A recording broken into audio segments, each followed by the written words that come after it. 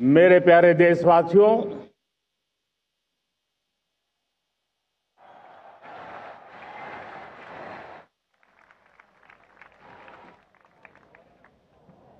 आजादी का ये महापर्व 140 करोड़ संकल्पों का पर्व है। आजादी का ये पर्व सामूहिक सिद्धियों का गौरव का पल है। हर हृदय उमंग से भरा हुआ है। देश एकता की भावना को निरंतर मजबूती दे रहा है। 140 करोड़ देशवासी आज तिरंगे के रंग में रंगे हैं। हर घर तिरंगा, भारत के हर कोने से, चाहे रेगिस्तान हो या हिमालय की चोटियां, समंदर के तट हो या घनी आबादी वाले क्षेत्र, हर तरफ से एक ही गुंज है, एक ही जयकारा है। हमारी प्राण से भी प्यारी मातृभूमि का जयगान है।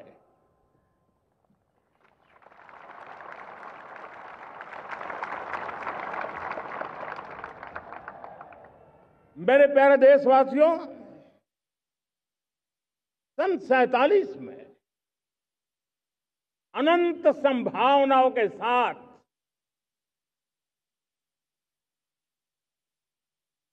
कोटि कोटि भुजाओं के सामर्थ्य के साथ हमारा देश आजाद हुआ। देश की आकांक्षाएं उड़ाने भर रही थी, लेकिन चुनौतियां उससे भी कुछ ज्यादा थी। पूज्य बापू के सिद्धांतों पर चलते हुए संविधान सभा के सदस्यों ने एक बहुत ही महत्वपूर्ण दायित्व निभाया। भारत का संविधान गत 75 वर्ष से एक प्रकाश स्तंभ बन करके हमें मार्ग दिखाता रहा है। भारत के संविधान निर्माता अनेक विद महापुरुष डॉक्टर राजेंद्र प्रसाद, बाबा साहब आंबेडकर, पंडित नेहरू, सरदार वल्लभ भाई पटेल, डॉक्टर सर्वपल्ली राधाकृष्णन जी, इतना ही नहीं, हमारी नारी शक्ति का भी योगदान कम नहीं था। हंसा मेहता जी, दाक्षायणी, वेलायुधन जैसी विदुषियों ने भी भारत के संविधान को सशक्त करने में अपनी भूमिका निभाई थी। मैं आज लाल किले की प्राचीर से देश का मार्गदर्शन करने वाले, देश को दिशा देने वाला संविधान के निर्माताओं को आदरपूर्वक नमन करता हूं।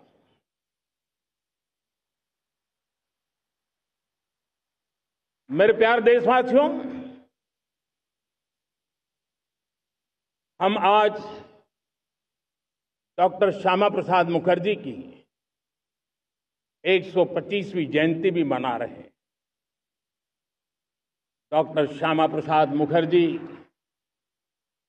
भारत के संविधान के लिए बलिदान देने वाले देश के पहले महापुरुष थे। संविधान के लिए बलिदान, धारा 370 की दीवार गिराकर एक देश एक संविधान के मंत्र को जब हमने साकार किया तो हमने डॉक्टर श्यामा प्रसाद मुखर्जी को सच्ची श्रद्धांजलि दी। लाल किले पर आज कई विशेष महानुभाव उपस्थित हैं। दूर सुदूर गांव के पंचायतों के सदस्य हैं, ड्रोन दीदी के प्रतिनिधि हैं, लखपति दीदी की प्रतिनिधि हैं, खेल जगत से जुड़े लोग हैं, राष्ट्र जीवन में कुछ न कुछ देने वाले यहां महानुभाव उपस्थित हैं। एक प्रकार से यहां मेरी आंखों के सामने मैं लघु भारत के दर्शन कर रहा हूं और टेक्नोलॉजी के माध्यम से विशाल भारत के साथ भी आज लाल किला जुड़ा हुआ है। मैं आजादी के इस महापर्व पर देशवासियों का, विश्व भर में फैलाए हुए भारत प्रेमियों का, हमारे मित्रों का हृदय से बहुत बहुत अभिनंदन करता हूं। साथियों, प्रकृति हम सब की परीक्षा ले रही है। पिछले कुछ दिनों में प्राकृतिक आपदाएं, भूस्खलन, बादलों का फटना, न जाने कितनी कितनी आपदाएं हम झेल रहे हैं। पीड़ितों के साथ हमारी संवेदना है। राज्य सरकारें और केंद्र सरकार मिलकर के बचाव के काम, राहत के काम, पुनर्वसन के काम में पूरी शक्ति से जुटे हुए हैं। साथियों, आज 15 अगस्त का एक विशेष महत्व भी मैं देख रहा। मुझे बहुत गर्व हो रहा है। आज मुझे लाल किले की प्राचीर से ऑपरेशन सिंदूर के वीर जाबाजों को सैल्यूट करने का अवसर मिला है।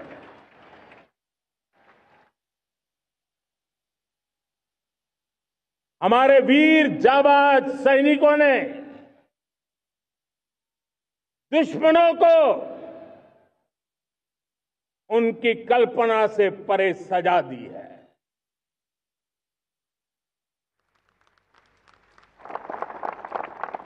और इस अपील को पहलगाम में सीमा पार से आतंकियों ने आकर के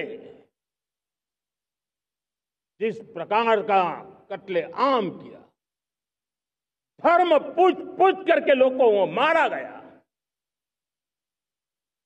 पत्नी के सामने पति को गोलियां दी, बच्चों के सामने अपने पिता को मौत के घाट उतार दिया गया। पूरा हिंदुस्तान आक्रोश से भरा हुआ था। पूरा विश्व भी इस प्रकार से संहार से चौंक गया था। मेरे प्यारे देशवासियों, ऑपरेशन सिंदूर उसी आक्रोश की अभिव्यक्ति है।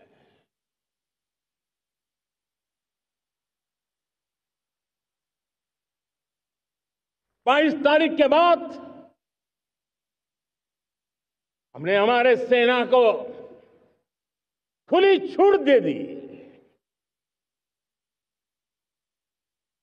रणनीति वो तय करे, लक्ष्य वो तय करे, समय भी वो चुने और हमारी सेना ने वो करके दिखाया। जो कई दशकों तक कभी हुआ नहीं था। सैकड़ों किलोमीटर दुश्मन की धरती पर घुस करके आतंकी हेडक्वार्टर्स को मिट्टी में मिला दिया, आतंकी इमारतों को खंडहर बना दिया।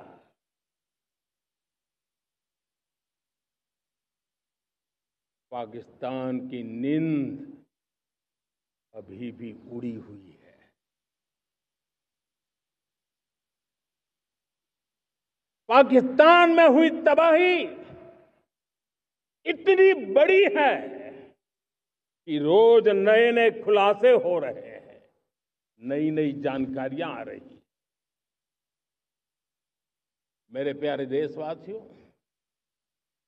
हमारा देश कई दशकों से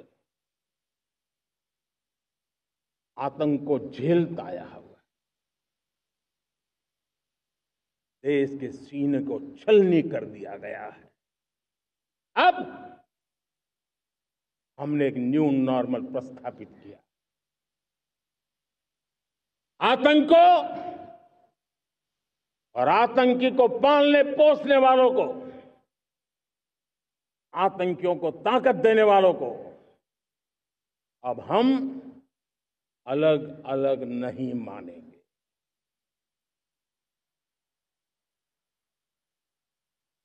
वो मानवता के समान दुश्मन है, उनके बीच कोई फर्क नहीं है। अब भारत ने तय कर लिया है कि न्यूक्लियर की धमकियों को अब हम सहने वाले नहीं हैं। न्यूक्लियर ब्लैकमेल लंबे अरसे से चलाया, अब वो ब्लैकमेल नहीं सहा जाएगा।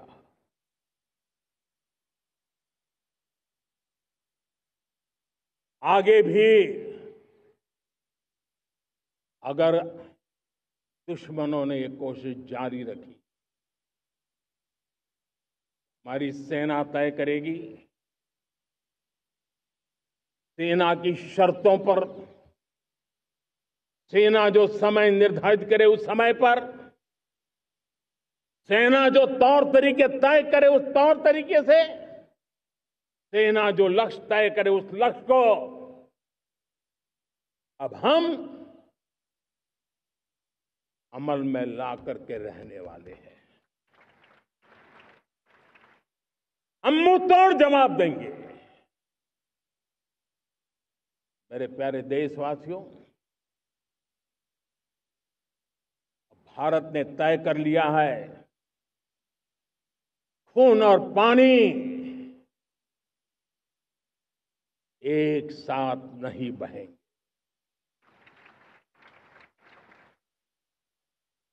अब देशवासियों को भली भांति पता चला है कि सिंधु का समझौता कितना अन्यायपूर्ण है, कितना एक तरफा है। भारत से निकलती नदियों का पानी दुश्मनों के खेत को सींच रहा है और मेरे देश के किसान, मेरे देश की धरती पानी के बिना प्यासी है।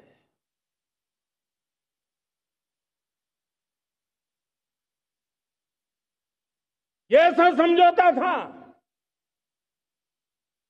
जिसने पिछले 7 दशक से मेरे देश के किसानों का अकल्पनीय नुकसान किया है।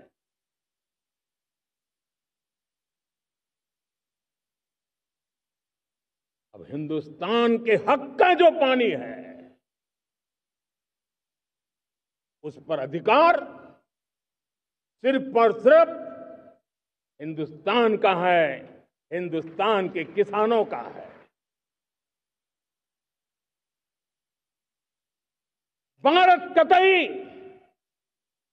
सिंधु समझौते को, उस स्वरूप को दशकों तक सहा है, उस स्वरूप को आगे नहीं सहा जाएगा।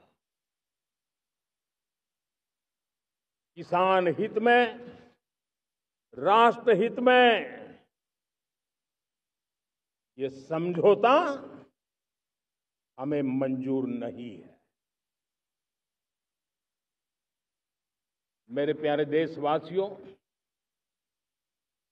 आजादी के लिए असंख्य लोगों ने बलिदान दी, अपनी जवानी खपा दी, जेलों में जिंदगी गुजारी है, फांसी के तख्त पर लटके हैं, कुछ लेने पाने बनने के लिए नहीं, मां भारती के स्वाभिमान के लिए, कोटि कोटि जनों की आजादी के लिए, गुलामी की जंजीरों को तोड़ने के लिए। और मन में एक ही भाव था, स्वाभिमान। साथियों, गुलामी ने हमें निर्धन बना दिया, गुलामी ने हमें निर्भर भी बना दिया, औरों पर हमारी निर्भरता बढ़ती गई।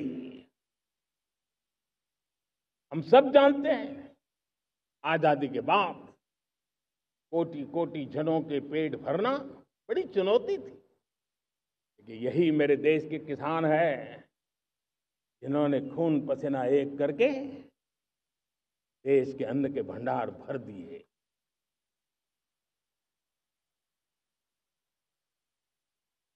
अनाज के संबंध में देश को आत्मनिर्भर बना दिया।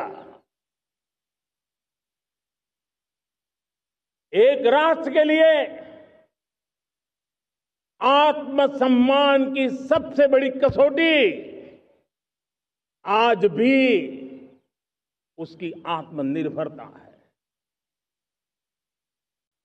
और मेरे प्यारे देशवासियों, विकसित भारत का आधार भी है आत्मनिर्भर भारत।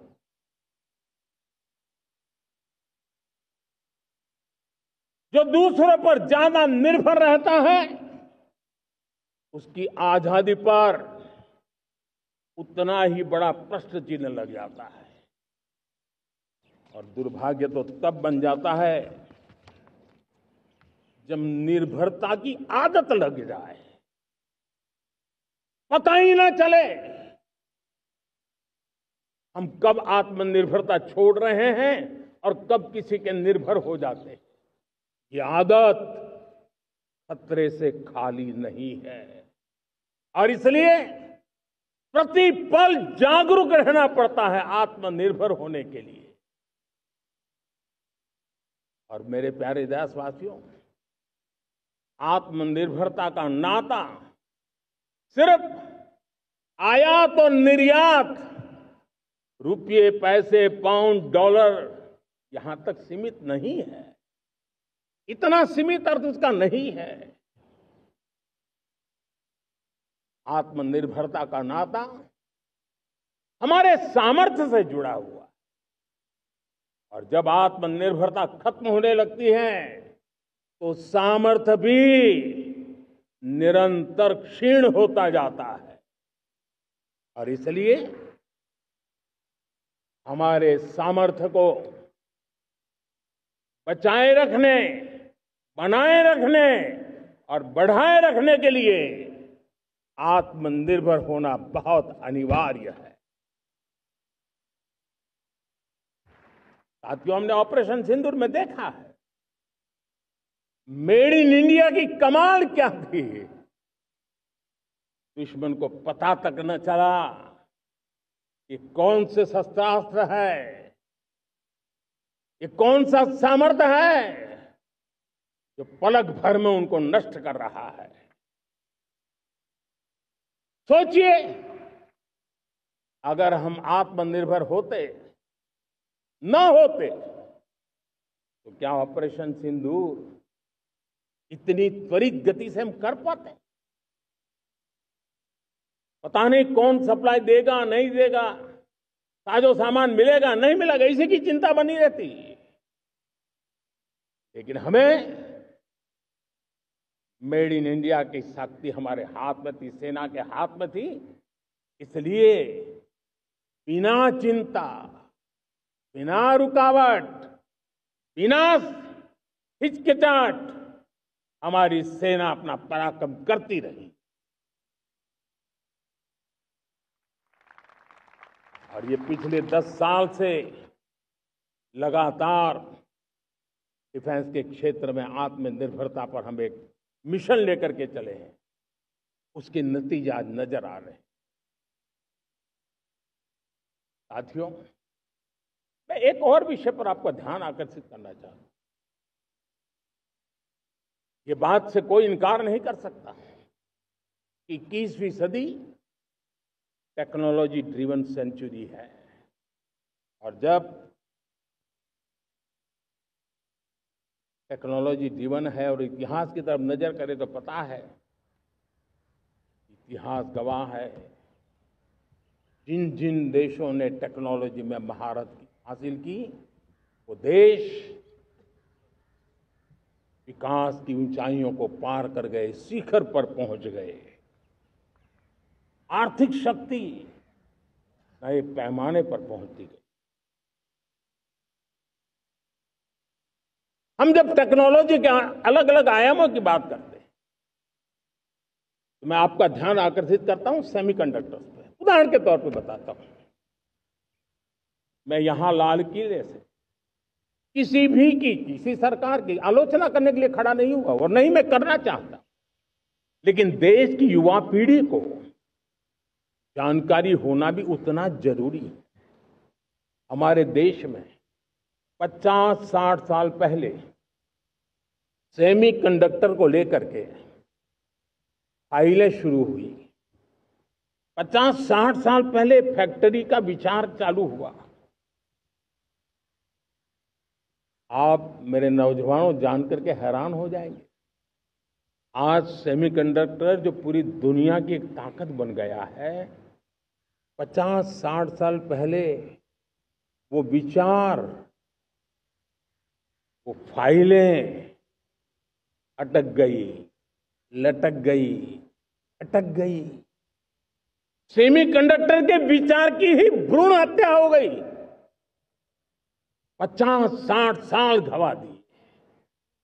हमारे बाद कई देश सेमीकंडक्टर में आज महारत हासिल करके दुनिया में अपनी ताकत को प्रस्थापित कर रहे हैं। साथियों, आज हमने उस बोझ से मुक्त होकर के मिशन मोड में सेमीकंडक्टर के काम को आगे बढ़ा है।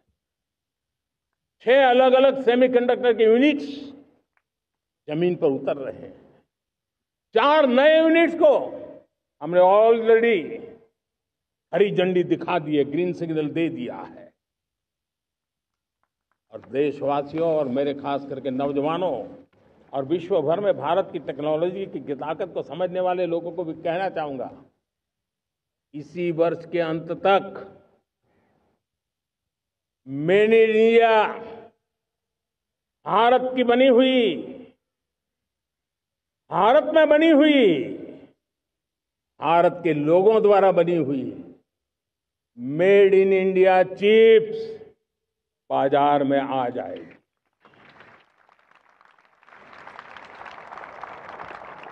मैं दूसरा उदाहरण देना चाहता हूं। अब ऊर्जा के क्षेत्र में हम सब जानते हैं कि हम एनर्जी के लिए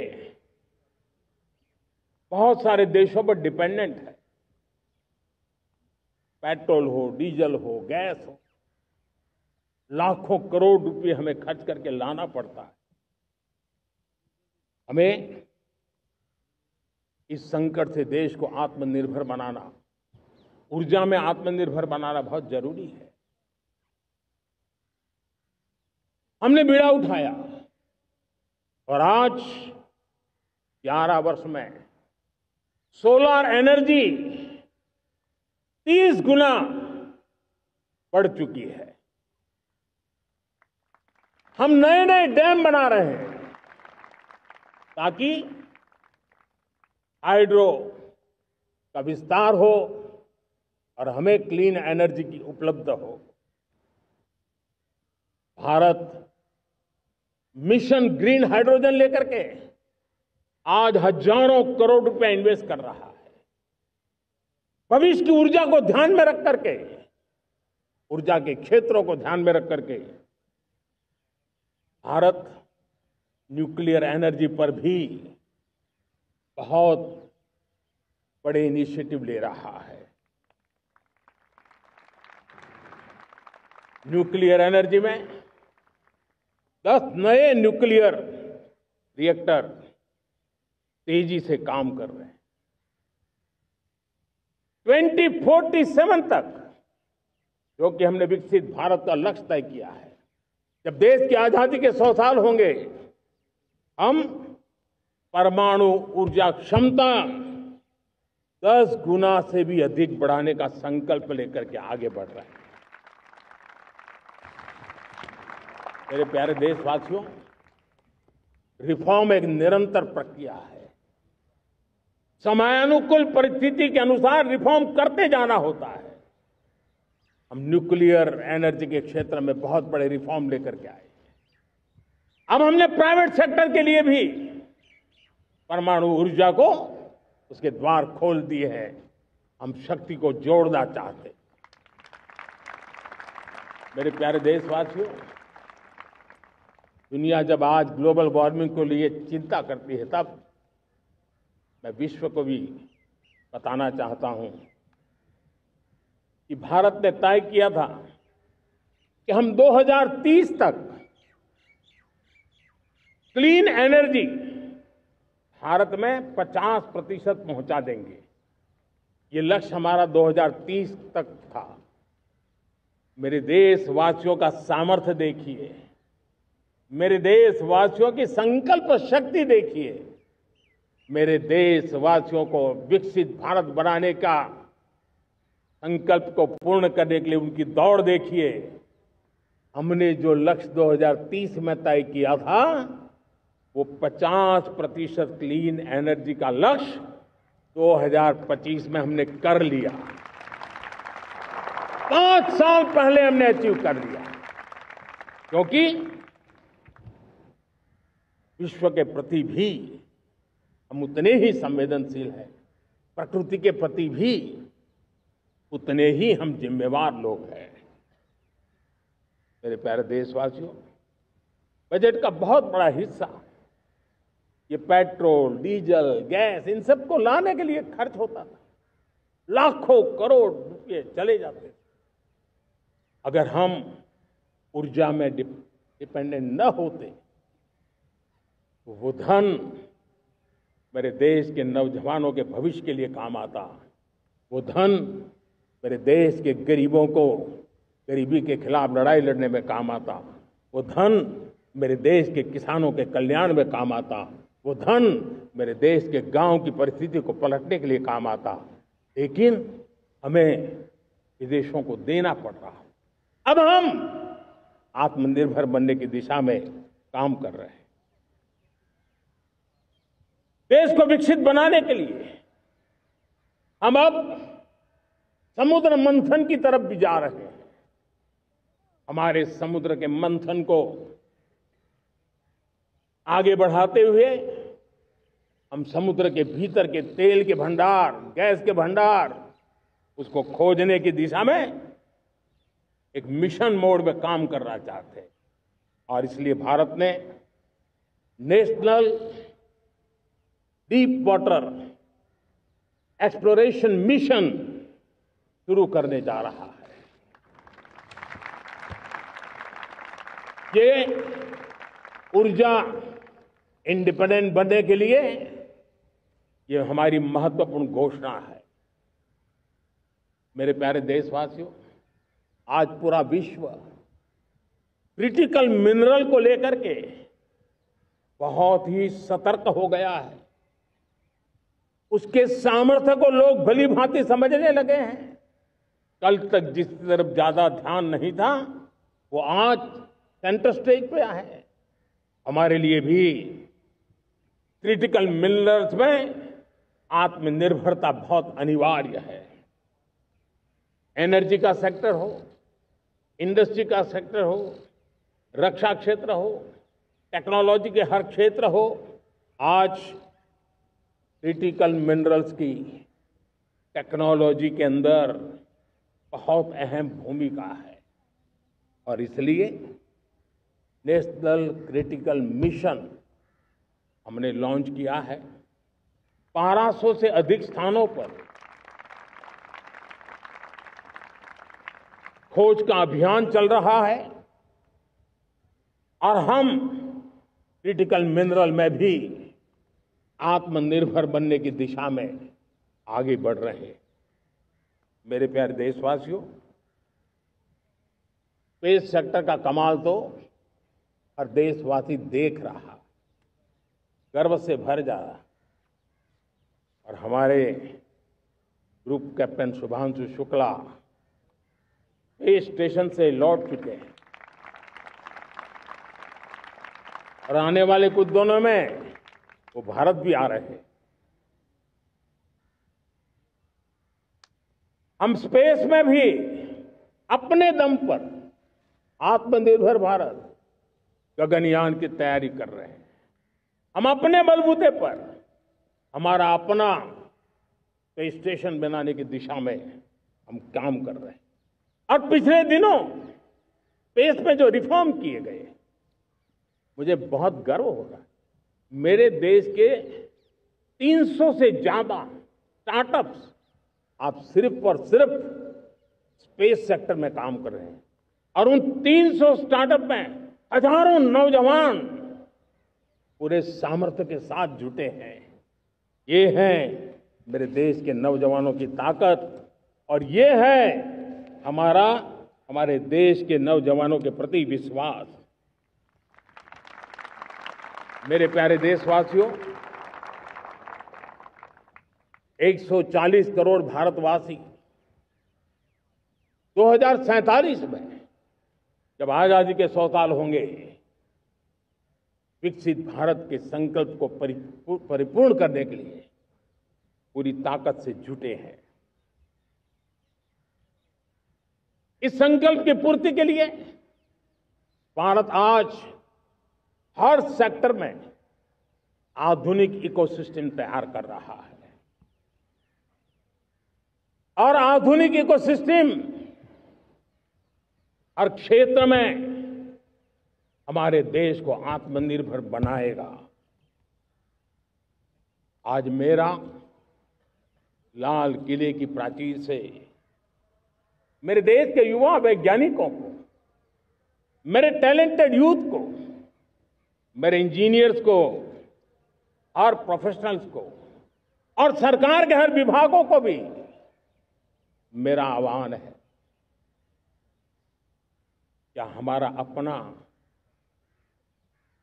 made in India fighter jets के लिए जेट इंजन हमारा होना चाहिए कि नहीं होना चाहिए?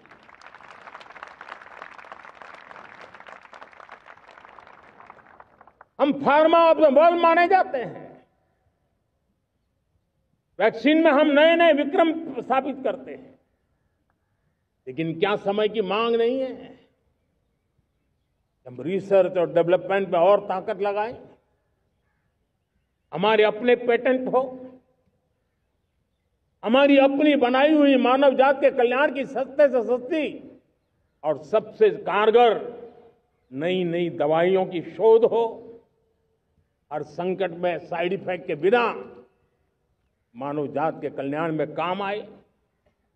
बायो 3 पॉलिसी भारत सरकार ने बनाई है। मैं देश के नौजवानों को कहता हूं, आइए बायो 3 पॉलिसी का अध्ययन करके अब कदम उठाइए। देश का भाग्य बदलना है, आपका सहयोग चाहिए। मेरे प्यारे देशवासियों, आज आईटी का युग है, डेटा की ताकत है। क्या समय की मांग नहीं है? ऑपरेटिंग सिस्टम से लेकर के साइबर सुरक्षा तक, डीप टेक से लेकर के आर्टिफिशियल इंटेलिजेंस तक, सारी चीजें हमारी अपनी हो, इस पर हमारे ही लोगों का सामर्थ्य जुटा हुआ हो, उनकी सामर्थ्य शक्ति का विश्व को परिचय करा है। साथियों, आज दुनिया में सोशल मीडिया का हो, बाकी प्लेटफॉर्म का हो, दुनिया के प्लेटफॉर्म पर हम काम कर रहे हैं। दुनिया ने हमने दिखा दिया है, यूपीआई का हमारा प्लेटफॉर्म आज दुनिया को अजोबा कर रहा है। हमारे में सामर्थ्य है। रियल टाइम ट्रांजैक्शन में 50% अकेला भारत यूपीआई के माध्यम से कर रहा है। इसका मतलब की ताकत है। क्रिएटिव वर्ल्ड हो, सोशल मीडिया हो, ये जितने भी प्लेटफॉर्म्स हैं, मेरे देश के नौजवानों में चुनौती करता हूं आपको, आइए हमारे अपने प्लेटफॉर्म क्यों ना हो, हम क्यों दूसरों पर निर्भर रहे, क्यों भारत का धन बाहर जाए।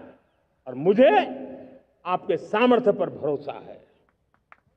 मेरे प्यारे देशवासी, जैसे ऊर्जा के क्षेत्र में हम डिपेंडेंट हैं, वैसा ही देश का दुर्भाग्य है कि फर्टिलाइजर, उसमें भी हमें दुनिया पर निर्भर रहना पड़ता है। मेरे देश के किसान भी फर्टिलाइजर का सही उपयोग कर करके धरती माता की सेवा कर सकते हैं। अनाप शनाप उपयोग से भी धरती मां को बहुत नुकसान पहुंचा रहे हैं। लेकिन साथ साथ मैं देश के नौजवानों को कहना चाहता हूं, देश के उद्योग जगत को कहना चाहता हूं, देश के प्राइवेट सेक्टर को कहना चाहता हूं, आइए हम फर्टिलाइजर के भंडार भर दें, हम नए नए तौर तरीके खोजें और भारत की आवश्यकता के अनुसार हम अपना फर्टिलाइजर तैयार करें। हम औरों पर निर्भर न रहे। साथियों, आने वाला युग ईवी का है। अब ईवी बैटरी क्या हम नहीं बनाएंगे? हम निर्भर रहेंगे?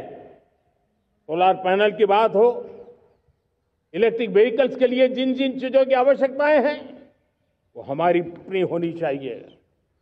साथियों, मैं ये इसलिए कहने की हिम्मत करता हूं, क्यों? क्योंकि मुझे देश के नौजवानों के सामर्थ्य पर भरोसा है। और भरोसा सिर्फ वो मेरे देश के नौजवान है इतने मात्र से नहीं है। कोविड के समय हम बहुत सारी चीजों पर निर्भर थे। तो मेरे देश के नौजवानों को कहा गया कि वैक्सीन हमारी अपनी चाहिए, देश ने करके दिखाया। कोविन प्लेटफॉर्म हमारा अपना होना चाहिए, देश ने करके दिखाया। करोड़ों करोड़ों लोगों की जिंदगी बचाने का काम हमने किया है। वही स्पिरिट, वही जज्बा हमें जीवन के हर क्षेत्र में आत्मनिर्भर बनने के लिए अपना सब कुछ देना है। अपना जो बेस्ट है वो हमें दे करके रहना है। साथियों, पिछले 11 साल में एंटरप्रेन्योरशिप, उद्यमशीलता को बहुत बड़ी ताकत मिली। आज लाखों स्टार्टअप्स टियर 2, टियर 3 सिटी में देश की अर्थशक्ति को, देश के इनोवेशन को ताकत दे रहे हैं। उसी प्रकार से मुद्रा योजना से हमारे देश के करोड़ों नौजवान, उसमें भी हमारी बेटियां, करोड़ों करोड़ों लोग मुद्रा से लोन लेकर के अपना खुद का कारोबार कर रहे हैं। खुद तो अपने पैरों पर खड़े हुए हैं, लेकिन औरों को भी पैरों पर खड़े रहने की ताकत देते हैं। वे भी एक प्रकार से हर व्यक्ति को आत्मनिर्भर बनाने का अवसर दे रही है। मेरे साथियों, विमेन सेल्फ हेल्प ग्रुप, किसी का ध्यान नहीं था। पिछले 10 साल में विमेन सेल्फ हेल्प ग्रुप ने कमाल करके दिखाया। आज उनके प्रोडक्ट दुनिया के बाजार में जाने लगे हैं। लाखों करोड़ों का कारोबार हमारे विमेन सेल्फ हेल्प ग्रुप करते हैं। मैंने एक बार मन की बात में खिलौने की बात कही थी। हम करोड़ों करोड़ रुपए के खिलौने विदेश से लाते थे। मैंने ऐसे ही मन की बात में कहा, करे मेरे देश के नौजवानों, ऐसा भी करें इन्हें क्या, किलो भी बाहर जाएंगे। और आज मैं गर्व से कहता हूं कि मेरा देश खिलौने एक्सपोर्ट करने लग गया है। यानी देश के सामर्थ्य को हर प्रकार के अवसर मिले, हर रुकावटों से मुक्ति मिले, उसको सर्वाधिक करने के लिए प्रेरित किया जाए। देश कर सकता है।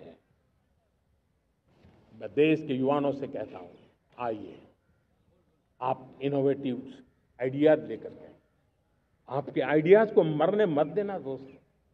आज का आपका आइडिया हो सकता है आने वाली पीढ़ी का भविष्य बना सकता है। मैं आपके साथ खड़ा हूं, मैं आपके लिए काम करने के लिए तैयार हूं, आपका साथी बन के काम करना तैयार हूं। आप आइए, हिम्मत जुटाइए, इनिशिएटिव लीजिए। जो युवा मैन्युफैक्चरिंग के बारे में सोचते हैं, आइए आगे बढ़िए। सरकार के नियमों में बदलाव करना है, मुझे बताइए। अब देश रुकना नहीं चाहता है। 2047 दूर नहीं है, एक एक पल की कीमत है और हम एक भी पल गंवाना नहीं चाहते दोस्तों।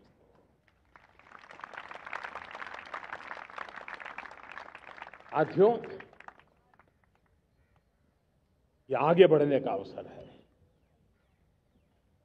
बड़े सपने देखने का अवसर है, संकल्प के लिए समर्पित होने का अवसर है।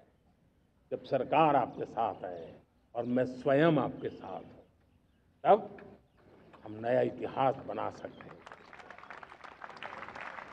साथियों, आज नेशनल मैन्युफैक्चरिंग मिशन पर बहुत तेजी से काम हो रहा है। हमारे एमएसएमई उसका लोहा दुनिया मानती है। ये दुनिया में बड़ी बड़ी चीजें बनती है ना, कुछ न कुछ तो औजार हमारे देश के एमएसएमई के द्वारा जाते हैं, बड़े गर्व के साथ जाते हैं। लेकिन हम कॉम्प्रिहेंसिव इंटीग्रेटेड विकास की राह पर जाना चाहते हैं और इसलिए उनकी शक्ति बढ़े। और उसमें भी मैंने पहले एक बार लाल किले से कहा था, जीरो डिफेक्ट जीरो इफेक्ट। आज कहना चाहता हूं कि हमें विश्व बाजार में अपने सामर्थ्य का लोहा मनवाना है, तो हमें क्वालिटी में निरंतर नई ऊंचाइयों को पार करना। दुनिया क्वालिटी को स्वीकार करती है, हमारी गुणवत्ता सबसे ज्यादा हो और सरकार के भी प्रयास हो, रॉ मटेरियल की भी उपलब्धि हो, हमारी प्रोडक्शन की कॉस्ट कैसे कम हो, हम उसमें दम रह रहे हैं। और साथियों, हम सभी जो उत्पादन के क्षेत्र में लगे हैं, उन सबका मंत्र होना चाहिए, दाम कम लेकिन दम ज्यादा। हमारी हर प्रोडक्ट का दम ज्यादा हो लेकिन दाम कम हो। इस भाव को लेकर के हमें आगे बढ़ना है। मेरे प्यारे देशवासियों, आजादी के लिए अनगिनत लोगों ने बलिदान दिए हैं। मैंने पहले भी कहा, जवानी खपा दी, फांसी पे लटक गए। क्यों? स्वतंत्र भारत के लिए। 75-100 साल पहले का वो कालखंड याद कीजिए। पूरा देश स्वतंत्र भारत के मंत्र को लेकर के जीता था। आज समय की मांग है, स्वतंत्र भारत का मंत्र लेकर के जीने वालों ने हमें स्वतंत्र भारत दिया। आज 140 करोड़ देशवासियों का एक ही मंत्र होना चाहिए, समृद्ध भारत। अगर कोटि कोटि लोगों के बलिदान से स्वतंत्र भारत हो सकता है, तो कोटि कोटि लोगों के संकल्प से, पुरुषार्थ से, आत्मनिर्भर बनने से वोकल फॉर लोकल की बात करने से, स्वदेशी का मंत्र को जापने से समृद्ध भारत भी बन सकता है। वो पीढ़ी स्वतंत्र भारत के लिए खप गई थी, ये पीढ़ी समृद्ध भारत के लिए नए कदम उठाए, यही समय की मांग है। और इसलिए मैं आज बार बार आग्रह करता हूं और मैं देश के सभी इन्फ्लुएंसर्स को कहना चाहता हूं, इस मंत्र को आगे बढ़ाने में मेरी मदद कीजिए। मैं सभी राजनीतिक दलों को, राजनेताओं को सबसे कहता हूं कि आइए, ये किसी राजनीतिक दल का एजेंडा नहीं है, भारत हम सबका है। हम मिलकर के वोकल फॉर लोकल उस मंत्र को हर नागरिक के जीवन का मंत्र बनाएं। भारत में बनी हुई, भारत के नागरिकों के पसीने से बनी हुई वो चीजें जिसमें भारत की मिट्टी की महक हो और जो भारत के आत्मनिर्भर के संकल्प को ताकत देता हो, हम उसी को खरीदेंगे, हम उसी का उपयोग करेंगे, हम उस दिशा में आगे आए। यह हमारा सामूहिक संकल्प हो, देखते ही देखते हम दुनिया बदल देंगे। दोस्तों, मैं आज हर छोटे मोटे व्यापारी को, दुकानदार से आग्रह करना चाहता हूं, आपकी भी जिम्मेवारी है। हम छोटे थे, हमने कभी बाजार में देखा नहीं था कि शुद्ध घी की दुकान, ऐसे ही लिखा जाता था घी की दुकान, लेकिन समय रहते लोग लिखने लगे शुद्ध घी की दुकान। मैं चाहता हूं देश में ऐसे व्यापारी आगे आए, ऐसे दुकानदार आए कि हाँ स्वदेशी माल बिकता है, वो बोर्ड लगा रहे हैं। हम स्वदेशी का गर्व करने लगे। हम स्वदेशी मजबूरी में नहीं, मजबूती के साथ उपयोग करेंगे, मजबूती के लिए उपयोग करेंगे और जरूरत पड़ी तो औरों को मजबूर करने के लिए उपयोग करेंगे। ये हमारी ताकत होनी चाहिए, ये हमारा मंत्र होना चाहिए। मेरे प्यारे देशवासियों,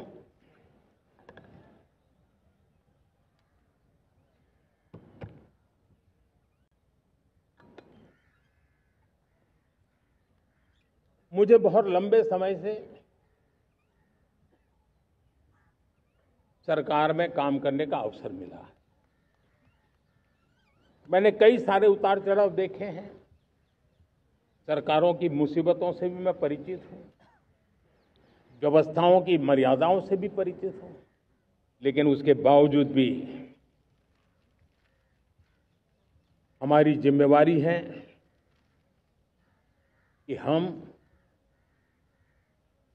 किसी की लकीर को छोटी करने में अपनी ताकत बर्बाद न करें।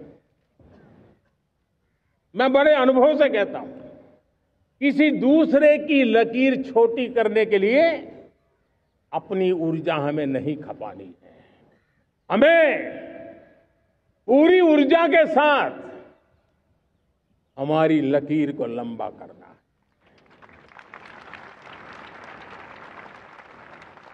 हम अगर अपनी लकीर लंबी करते हैं तो दुनिया भी हमारा लोहा मानेगी। आज जब वैश्विक परिस्थितियों में आर्थिक स्वार्थ दिनों दिन बढ़ रहा है, तब समय की मांग है कि हम उन संकटों के रोते बैठने की जरूरत नहीं है, हिम्मत के साथ हम अपनी लकीर को लंबी करें। और मैं 25 साल के शासन के अनुभव से कह सकता हूं, अगर ये रास्ता हमने चुन लिया, हर किसी ने चुन लिया, तो फिर कोई स्वार्थ हमें अपनी चंगुल में नहीं फंसा सकता है। मेरे प्यारे देशवासियों, बीता दशक रिफॉर्म, परफॉर्म, ट्रांसफॉर्म कर रहा है, लेकिन अब हमें और नई ताकत से जुड़ना है। पिछले दिनों हमने कई रिफॉर्म्स किए, एफडीआई हो, इंश्योरेंस कंपनी की बात हो, विश्व की यूनिवर्सिटीज को भारत के अंदर स्थान देने की बात हो, कई रिफॉर्म्स किए हैं। 40,000 से ज्यादा अनावश्यक कंप्लायंसेस को हमने खत्म किया है। इतना ही नहीं, 1500 से अधिक पुराने कानून जो बाबा आदम के जमाने के थे, उन सबको हमने खत्म कर दिया है।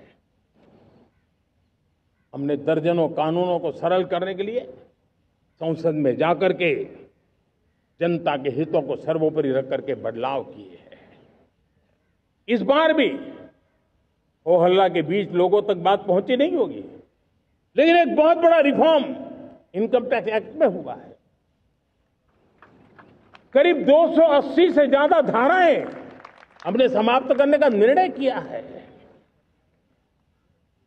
और साथियों, सिर्फ आर्थिक मोर्चे पर ही रिफॉर्म नहीं, हमने नागरिक के जीवन को भी आसान बनाने के लिए रिफॉर्म किए। इनकम टैक्स रिफंड की बात हो, रिफॉर्म का परिणाम है। फेसलेस असेसमेंट की बात हो, रिफॉर्म का परिणाम है। 12 लाख तक आज इनकम टैक्स से मुक्ति दे देना, देश का जो भविष्य बनाने में उत्सुक है, ऐसा मेरा मध्यम वर्ग का परिवार आज फूला नहीं समा रहा है। कभी किसी ने सोचा नहीं था कि 12 लाख रुपए तक का इनकम टैक्स पर जीरो कर दिया जाएगा। आज कर लिया है। जब देश का सामर्थ्य बढ़ता है तो देशवासियों को लाभ मिलता है। अंग्रेजों के जमाने से दंड संहिता में हम दबे पड़े थे, दंड का भय दिखा करके जीवन चल रहा था। 75 साल आजादी के ऐसे ही गए। हमने दंड संहिता को खत्म कर दिया, न्याय संहिता को ले आए हैं। न्याय संहिता में भारत के नागरिक के प्रति विश्वास का भाव है, भारत के नागरिक के अंदर अपनेपन का भाव है, संवेदनशीलताओं से भरा हुआ है। हमने रिफॉर्म की यात्रा को तेज करने के लिए बीड़ा उठाया। हम बहुत तेजी से आगे बढ़ना चाहते हैं। मैं चाहता हूं देशवासियों, देश के लिए कर रहा हूं, मैं मेरे लिए नहीं कर रहा हूं, किसी का बुरा करने के लिए नहीं कर रहा हूं। मेरे राजनीतिक दल, मेरे प्रतिस्पर्धी साथी भी देश की इस उज्जवल भविष्य के लिए आगे आए, हमारा साथ दें। स्ट्रक्चरल रिफॉर्म्स की बात हो, रेगुलेटरी रिफॉर्म्स की बात हो, पॉलिसी रिफॉर्म की चर्चा हो, प्रोसेस रिफॉर्म की चर्चा हो, प्रोसीड्यूरल रिफॉर्म्स करने की जरूरत हो, हर प्रकार के रिफॉर्म्स ये आज हमने मकसद बना करके चले हैं। और मेरे प्यारे देशवासियों, नेक्स्ट जनरेशन रिफॉर्म्स के लिए हमें एक टास्क फोर्स गठित करने का निर्णय किया है। ये टास्क फोर्स समय सीमा में इस काम को पूरा करे, वर्तमान नियम, कानून, नीतियां, रीतियां 21वीं सदी के अनुकूल, वैश्विक वातावरण में अनुकूल और भारत को 2047 में विकसित राष्ट्र बनाने के संदर्भ में नए सिरे से तैयार हो और उसका समय सीमा में अपना कार्य पूरा करने के लिए इस टास्क फोर्स की रचना की है। साथियों, ये रिफॉर्म के कारण जो नए लोग अपना भविष्य बनाने चाहते हैं उनको तो हिम्मत मिलेगी। हमारे स्टार्टअप्स हो, हमारे लघु उद्योग हो, हमारे गृह उद्योग हो, उन उद्यमियों को उनकी कंप्लायंस कॉस्ट बहुत कम हो जाएगी और उसके कारण उनको एक नई ताकत मिलेगी। जो एक्सपोर्ट की दुनिया में उनको लॉजिस्टिक सपोर्ट के कारण, व्यवस्थाओं में बदलाव के कारण उनको एक बहुत बड़ी ताकत मिलेगी। साथियों, ऐसे ऐसे कानून हैं हमारे देश में, छोटी छोटी चीजों के लिए जेल में डालने के कानून है। आप हैरान हो जाएंगे, किसी ने नजर नहीं दौड़ाई। मैं पीछे लगा हूं, ये मेरे देश के नागरिकों को जेल में बंद करने वाले जो अनावश्यक कानून है वो खत्म होने चाहिए। हम संसद में पहले भी बिल लाए थे, इस बार भी लेके आए हैं। साथियों, इस दिवाली में आपकी डबल दिवाली का काम मैं करने वाला हूं। इस दिवाली में आपको एक बहुत बड़ा तोहफा देशवासियों को मिलने वाला है। पिछले 8 साल से हमने जीएसटी का बहुत बड़ा रिफॉर्म किया। पूरे देश में टैक्स के बर्डन को कम किया, टैक्स की व्यवस्थाओं को सरल किया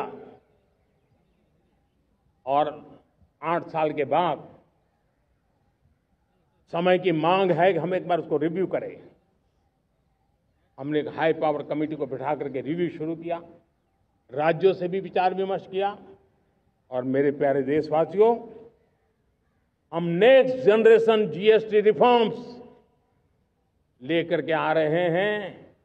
ये दिवाली के अंदर आपके लिए तोहफा बन जाएंगे।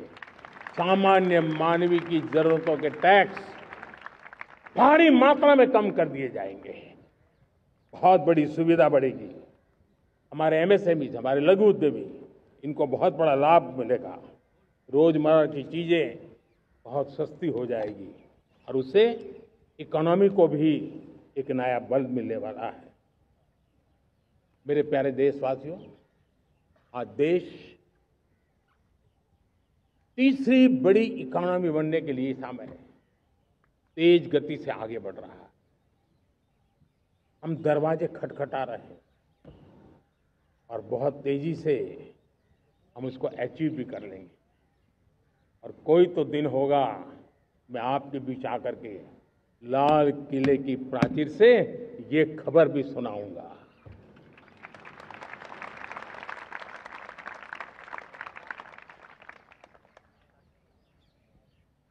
आज भारत की अर्थव्यवस्था और आर्थिक स्थिति को लेकर पूरी दुनिया आश्वस्त है। इतनी अस्थिरता के बीच आशा की किरण बना हुआ है भारत का फाइनेंशियल डिसिप्लिन, भारत की फाइनेंस की ऊर्जा। संकट के घेरे में जब अर्थव्यवस्था पड़ी हुई है, तब भारत ही उसे बाहर निकलेगा, ये भरोसा दुनिया में पनपा है। आज इन्फ्लेशन कंट्रोल में है, फॉरेन एक्सचेंज रिजर्व हमारे बहुत मजबूत है, हमारे मैक्रो इकोनॉमिक इंडिकेटर्स बहुत मजबूत है। ग्लोबल रेटिंग एजेंसी भी लगातार भारत की सराहना करती हैं, भारत की अर्थव्यवस्था पर ज्यादा से ज्यादा विश्वास व्यक्त कर रही है। ये बढ़ती हुई अर्थव्यवस्था का लाभ मेरे देश के गरीबों को मिले, मेरे देश के किसानों को मिले, मेरे देश की नारी शक्ति को मिले, मेरे देश के मध्यम वर्ग को मिले, मेरे देश की विकास धारा को ताकत देने वाला बने। उस दिशा में हम नए नए प्रयास करें। आज युवाओं के लिए नए नए सेक्टर्स में हमारे नौजवानों के लिए अवसर बन रहे हैं। स्किल डेवलपमेंट, स्वरोजगार, बड़ी बड़ी कंपनियों में इंटर्नशिप, इस पर एक बहुत बड़े स्तर पर अभियान चल रहा है। और इसलिए देश के नौजवानों, आज मैं आपके लिए भी एक खुश खबर लेकर के आया। मेरे देश के नौजवानों के लिए आया। आज 15 अगस्त है। आज 15 अगस्त के ही दिन मेरे देश के युवाओं के लिए 1 लाख करोड़ रुपए की योजना हम चालू कर रहे हैं, लागू कर रहे हैं। आज से प्रधानमंत्री विकसित भारत रोजगार योजना आज ही 15 अगस्त को लागू हो रही है। ये आपके लिए बहुत खुशखबरी है। इस योजना के तहत निजी क्षेत्र में पहली नौकरी पाने वाले नौजवान को, बेटे बेटी को 15,000 रुपया सरकार की तरफ से दिए जाएंगे। कंपनियों को भी नए रोजगार देने के अवसर जो भी ज्यादा जुटाएगा उनको भी प्रोत्साहन राशि दी जाएगी। प्रधानमंत्री विकसित भारत रोजगार योजना करीब करीब 3.5 करोड़ नौजवानों को रोजगार के नए अवसर बनाएगी। मैं सभी नौजवानों को इसके लिए बहुत बहुत बधाई देता हूं। मेरे प्यारे देशवासियों, आज भारत में नारी शक्ति का लोहा हर कोई मानने लगा। बढ़ती इकोनॉमी की लाभार्थी हमारी नारी है, लेकिन बढ़ती इकोनॉमी को गति देने में भी हमारी नारी का बहुत बड़ा योगदान भी, हमारी मातृशक्ति का योगदान है, हमारी स्त्री शक्ति का योगदान है। स्टार्टअप से लेकर स्पेस सेक्टर तक हमारी बेटियां छाई हुई हैं, खेल के मैदान में छाई हुई हैं, फौज में चमक रही है। आज गर्व के साथ नारी कंधे से कंधा मिला करके देश की विकास यात्रा में भागीदार हो रही।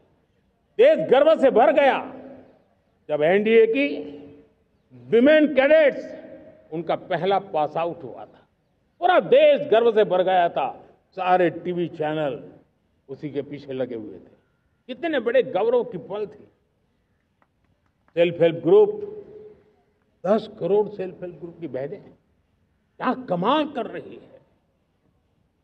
नमो ड्रोन दीदी नारी शक्ति की एक नई पहचान बनी। गांव में मुझे एक बहन मिली, वो कहती मुझे अब तो गांव वाले पायलट कह करके बुलाते हैं।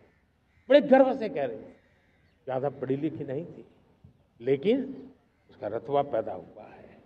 साथियों, हमने 3 करोड़ महिलाओं को लखपति दीदी बनाने का संकल्प लिया था।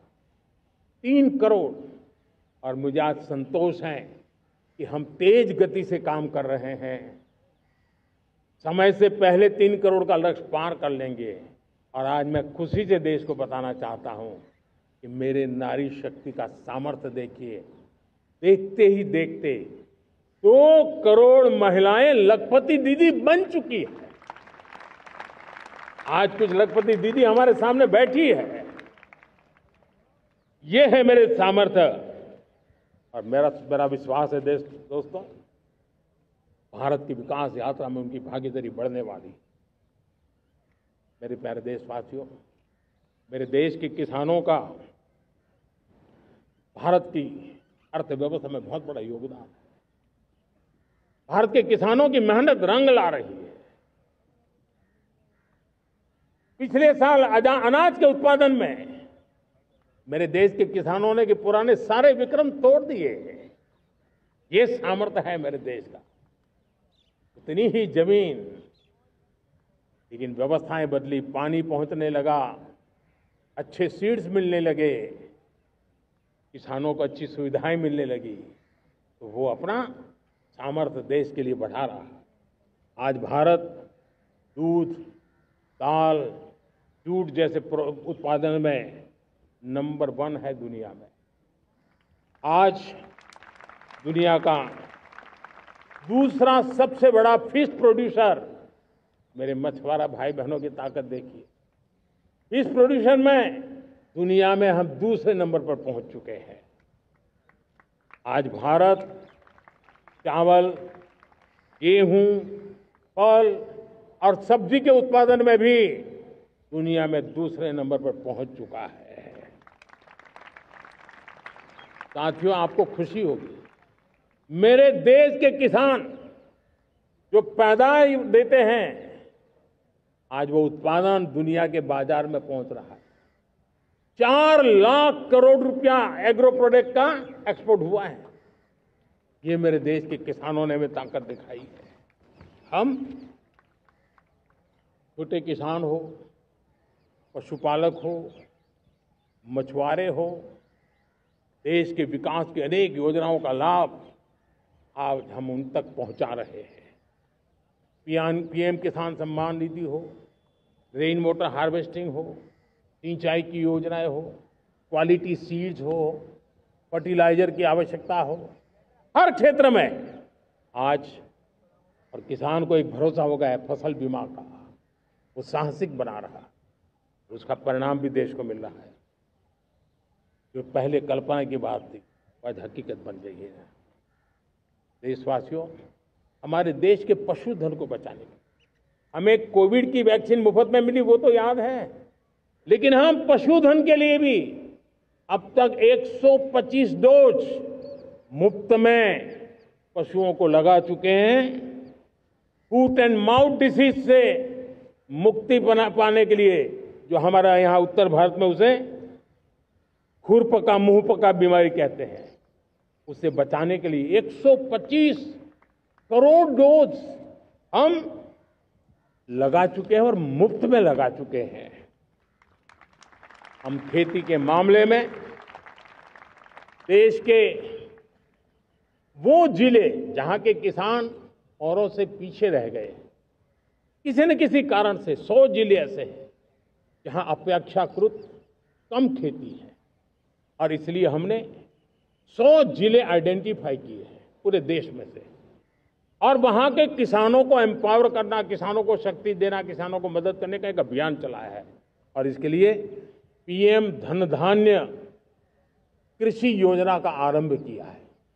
पीएम धन धान्य कृषि योजना वो देश के 100 जिले जहां थोड़ी सी भी मदद कर देंगे तो वहां का किसान भी भारत के अन्य किसानों की बराबरी कर देगा। मेरे प्यारे देशवासियों, भारत के किसान, भारत के पशुपालक, भारत के मछुआरे, ये हमारी सबसे बड़ी प्राथमिकता है। भारत के किसान, भारत के मछुआरे, भारत के पशुपालक, उनसे जुड़ी किसी भी अहितकारी नीति के आगे मोदी दीवार बन के खड़ा है।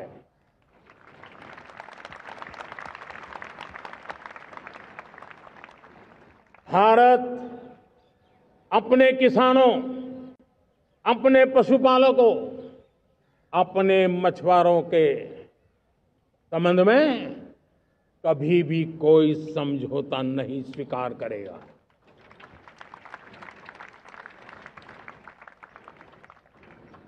प्यारे देशवासियों, गरीबी क्या होती है मुझे किताबों में पढ़ना नहीं पड़ा है, मैं जानता,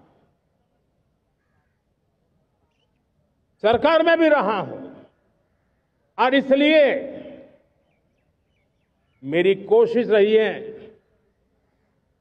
कि सरकार फाइलों में नहीं होनी चाहिए।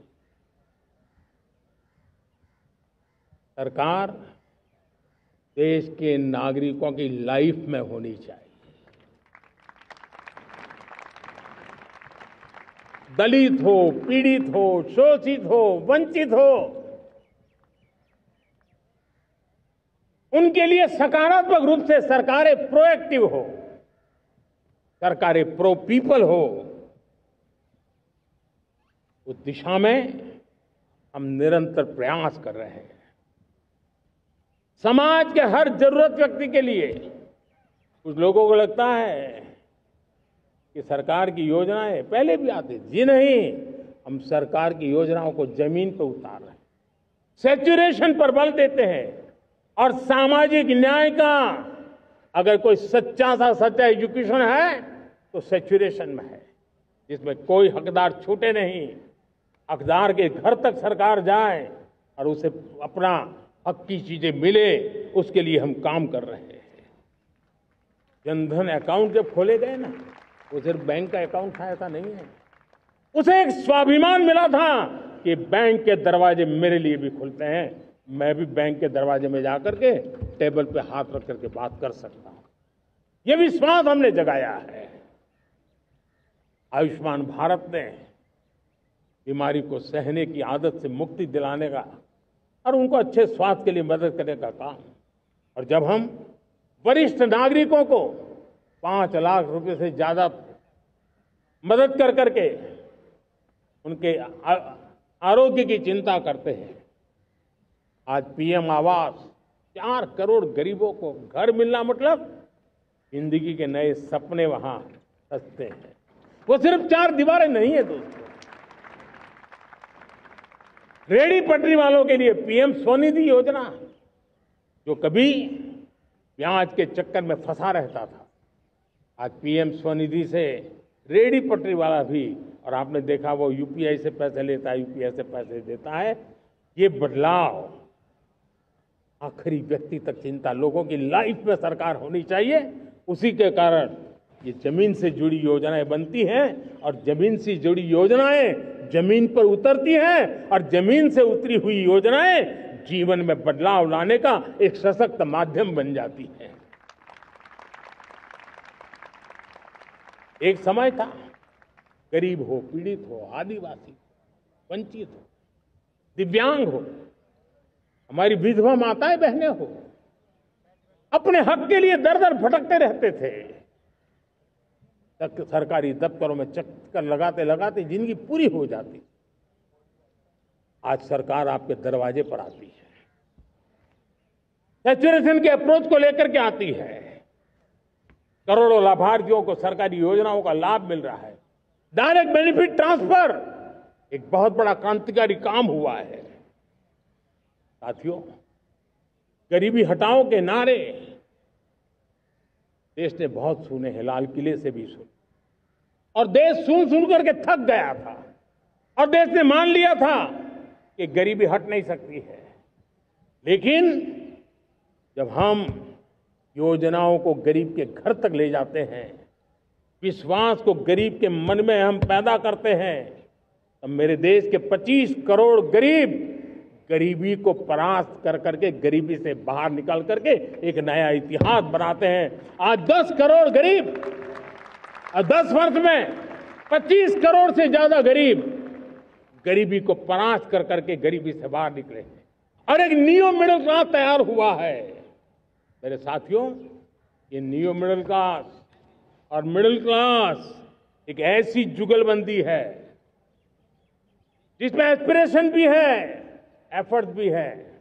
वो देश को आगे बढ़ाने के लिए बहुत बड़ा सामर्थ्य बनने वाली है। मेरे प्यारे देशवासियों, बहुत ही निकट भविष्य में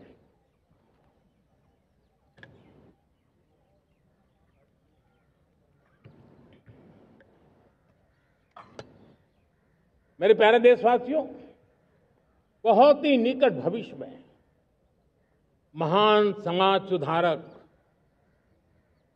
महात्मा ज्योतिबा फुले जी की 200वीं जयंती आ रही है।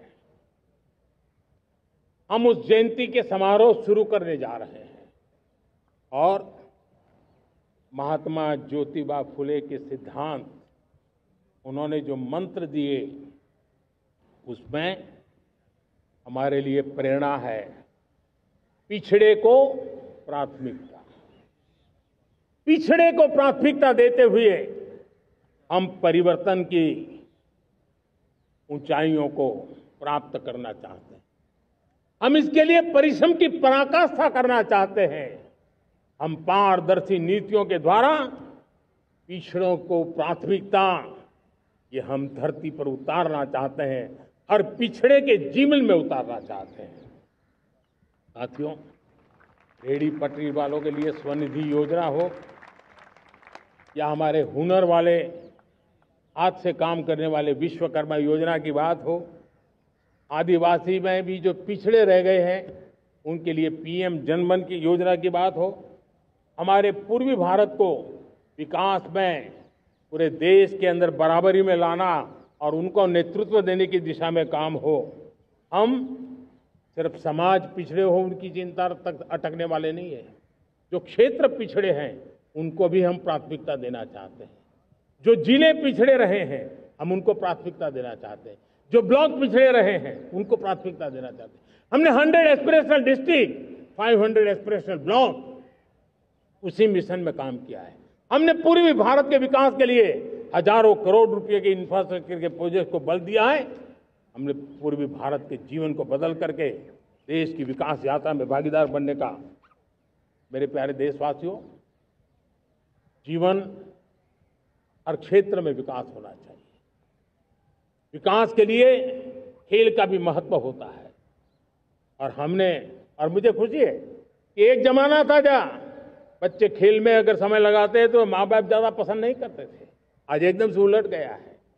अगर बच्चे खेलकूद में आगे आते हैं, रुचि लेते हैं, तो माँ बाप गर्व से भर जाते हैं। मैं इसे एक शुभ संकेत मानता हूं। मेरे देश के परिवार के अंदर खेल को प्रोत्साहन का वातावरण मैं देखता हूं, मेरा मन गर्व से भर जाता है। मैं इसे देश के भविष्य के लिए बहुत शुभ संकेत मानता हूं। और साथियों, इस खेल को बढ़ावा देने के लिए हमने नेशनल स्पोर्ट्स पॉलिसी कई दशकों के बाद हम देश में खेलो भारत नीति को लेकर के आए हैं, ताकि एक खेल जगत का सर्वांगीण विकास का प्रयास हो। स्कूल से लेकर के ओलंपिक तक हम एक पूरा इकोसिस्टम डेवलप करना चाहते हैं, चाहे कोचिंग की व्यवस्था हो, फिटनेस की बात हो, खेल के मैदान हो, खेल की व्यवस्थाएं हो, खेल के लिए आवश्यक साधन हो, लघु उद्योगों को भी खेल के साधन बनाने में मदद करने की बात हो। यानी एक प्रकार से पूरा इकोसिस्टम हम दूर दराज के बच्चों तक पहुंचाना चाहते हैं। लेकिन साथियों, जब मैं फिटनेस की बात करता हूं, जब मैं खेलकूद की बात करता हूं, तब मैं एक चिंता भी आपके सामने रखना चाहता हूं। हमारे देश के हर परिवार को चिंता करनी चाहिए। मोटापा हमारे देश के लिए बहुत बड़ा संकट बनता जा रहा है। आने वाले वर्षों में लोग, जो पंडित लोग हैं वो कहते हैं, जो जानकार लोग कहते हैं, हर तीसरे व्यक्ति में एक व्यक्ति मोटापे का शिकार होगा। हमें मोटापे से बचना है, ओबेसिटी से बचना है। और इसलिए मैंने बाकी सब करना पड़ेगा, लेकिन एक छोटा सा सुझाव दिया था कि परिवार तय करे कि जब खाने का तेल घर में आएगा 10% कम ही आएगा और 10% कम ही उपयोग करेंगे, और हम ओबेसिटी के खिलाफ लड़ाई को जीतने की दिशा में हम अपना योगदान देंगे।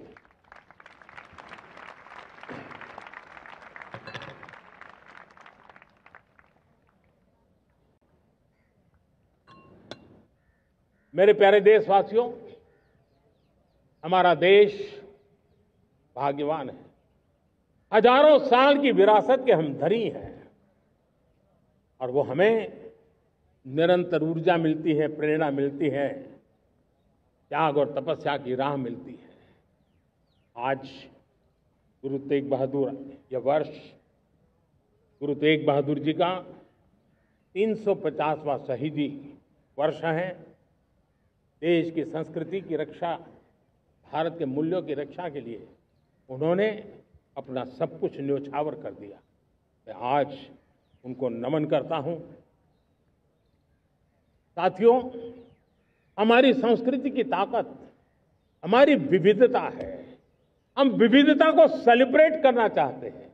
हम विविधता को सेलिब्रेट करने की आदत बनाना चाहते हैं। यह हमारा गौरव है कि हमारा भारत माँ का यह बगीचा कितने विविध प्रकार के फूलों से सजा हुआ है, कितनी विविधताएं हैं। ये विविधता हमारे लिए एक बहुत बड़ा, हमारी विरासत है, बहुत बड़ा गौरव है। हमने प्रयागराज के महाकुंभ में देखा भारत की विविधता को कैसे जिया जाता है। एक स्थान पर करोड़ों लोग, एक ही भाव, एक ही प्राण, एक ही प्रयास, दुनिया के लिए बहुत बड़ा अजूबा है। महाकुंभ की वो सफलता भारत की एकता की, भारत के सामर्थ्य की दुहाई देती है। साथियों, हमारा देश भाषाओं की विविधता से बहुत ही भरा हुआ है, पुलकित है। और इसीलिए हमने मराठी, असमिया, बांग्ला, पाली, प्राकृत को क्लासिकल लैंग्वेज का दर्जा दिया है। और मेरा मत है, हमारी भाषाएं जितनी विकसित होगी, हमारी सभी भाषाएं जितनी समृद्ध होगी, हमारे नॉलेज के सिस्टम को भी उतना ही बल मिलने वाला है। और हमारी वो ताकत है, आज जब डेटा का जमाना है ना, तो ये ताकत दुनिया के लिए भी बड़ी ताकत बन सकती है। इतना सामर्थ्य हमारी लैंग्वेज में। हमें हमारी सभी भाषाओं पर गर्व होना चाहिए। हमारी सभी भाषाओं के विकास के लिए हर किसी ने बनते हुए प्रयास करना चाहिए। साथियों, पांडुलिपि में हमारे ज्ञान के भंडार पड़े हैं, लेकिन उसके प्रति उदासीनता रही है। इस बार हमने ज्ञान भारतम योजना के तहत देश भर में जहां भी हस्तलिखित ग्रंथ है, जहां पांडुलिपियां हैं, सदियों पुराने जो दस्तावेज हैं, उनको खोज खोज करके आज की टेक्नोलॉजी का उपयोग करते हुए उस ज्ञान की समृद्धि को आने वाली पीढ़ियों के लिए काम आए, उस दिशा में काम कर रहे हैं। मेरे प्यारे देशवासियों, हमारा स्पष्ट मत है, यह देश सिर्फ सरकारें नहीं बनाती है, ये देश राज सत्ता पर विराजमान लोग ही नहीं बनाते हैं, ये देश शासन की धुरा संभालने वाले नहीं बनाते हैं। ये देश बनता है कोटि कोटि जनों के पुरुषार्थ से, ऋषियों के, मुनियों से, वैज्ञानिकों के, शिक्षकों के, किसानों के, जवानों के, सेना के, मजदूरों के, हर किसी के प्रयास से देश बनता है। हर किसी का योगदान होता है, व्यक्ति का भी होता है, संस्थाओं का भी होता है। आज मैं बहुत गर्व के साथ एक बात का जिक्र करना चाहता हूं। आज से 100 साल पहले एक संगठन का जन्म हुआ, राष्ट्रीय स्वयंसेवक संघ। 100 साल की राष्ट्र की सेवा एक बहुत ही गौरवपूर्ण स्वर्णिम पृष्ठ है। व्यक्ति निर्माण से राष्ट्र निर्माण के संकल्प को लेकर के 100 साल तक मां भारती का कल्याण का लक्ष्य लेकर के लक्षावधि स्वयंसेवकों ने मातृभूमि के कल्याण के लिए अपना जीवन समर्पित किया है। सेवा, समर्पण, संगठन और अप्रतिम अनुशासन, ये जिसकी पहचान रही है, ऐसा राष्ट्रीय स्वयंसेवक संघ दुनिया का ये सबसे बड़ा एनजीओ है। एक प्रकार से 100 साल का उसका समर्पण का इतिहास है। आज लाल किले की प्राचीर से 100 साल की इस राष्ट्र सेवा की यात्रा में योगदान करने वाले सभी स्वयंसेवकों को आदरपूर्वक स्मरण करता हूं और देश गर्व करता है राष्ट्रीय स्वयंसेवक संघ की इस 100 साल की भव्य समर्पित यात्रा को, और हमें प्रेरणा देता रहेगा। मेरे प्यारे देशवासियों, हम समृद्धि की ओर जा रहे हैं, लेकिन समृद्धि का रास्ता सुरक्षा से गुजरता है। पिछले 11 वर्षों में राष्ट्र सुरक्षा, राष्ट्र रक्षा, राष्ट्र के नागरिकों की रक्षा, इन सभी मोर्चों पर हमने पूरे समर्पण भाव से काम किया है। हम बदलाव लाने में सफल हुए हैं। यह देश जानता है कि हमारे देश का बहुत बड़ा जनजातीय क्षेत्र नक्सलवाद की चपेट में, माओवाद की चपेट में पिछले कई दशकों से लहूलुहान हो चुका था। सबसे ज्यादा नुकसान मेरे आदिवासी परिवारों को हुआ। आदिवासी माताओं बहनों ने अपने सपने के होनहार बच्चों को खो दिया। नौजवान बेटे गलत रास्ते पर खींच लिए गए, भटकाए गए, उनकी जीवन को तबाह कर दिया गया। हमने फौलादी हाथ से काम लिया। एक समय था, कभी 125 से ज्यादा जिलों में नक्सलवाद अपनी जड़ें जमा चुका था। माओवाद की चंगुल में हमारे जनजातीय क्षेत्र, हमारे जनजातीय नौजवान फंसे हुए थे और आज 125 जिलों में से कम होते होते हम 20 पर ले आए हैं। उन जनजातीय समाज की सबसे बड़ी हमने सेवा की है। और आप देखिए, एक जमाना था जब बस्तर को याद करते ही माओवाद, नक्सलवाद, बम बंदूक की आवाज सुनाई देती थी।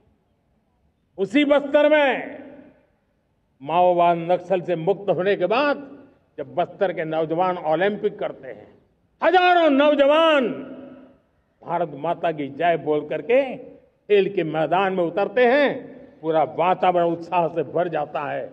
ये बदलाव देश देख रहा है। जो क्षेत्र कभी रेड कॉरिडोर के रूप में जाने जाते थे, वो आज विकास के ग्रीन कॉरिडोर बन रहे हैं। साथियों, हमारे लिए गर्व की बात है, भारत के नक्शे में जिन क्षेत्रों को लहूलुहान कर दिया गया था, लाल रंग से रंग दिया गया था, हमने वहां संविधान, कानून और विकास का तिरंगा फहरा दिया है। मेरे प्यारे देशवासियों, ये भगवान बिरसा मुंडा की 150वीं जयंती का अवसर है। तब इन जनजातीय क्षेत्रों को नक्सल से मुक्त कर करके, मेरे जनजातीय परिवार के नौजवानों की जिंदगी बचा करके हमने भगवान बिरसा मुंडा को एक सच्ची श्रद्धांजलि दी है।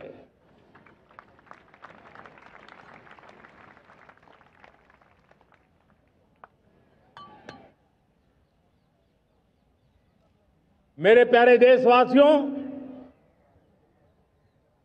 मैं आज देश के सामने